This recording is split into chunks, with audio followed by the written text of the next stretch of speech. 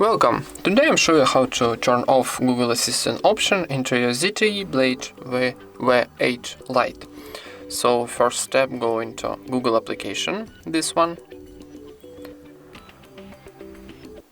Then here I've got our Google account, so click it and go into settings.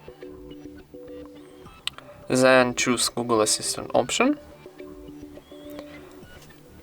And then need to scroll down and find general option, this one. And here need to click to turn off this option, so click it, confirm operation by clicking it one more time, and that's it. Thank you for watching, leave thumbs ups and subscribe to our channel.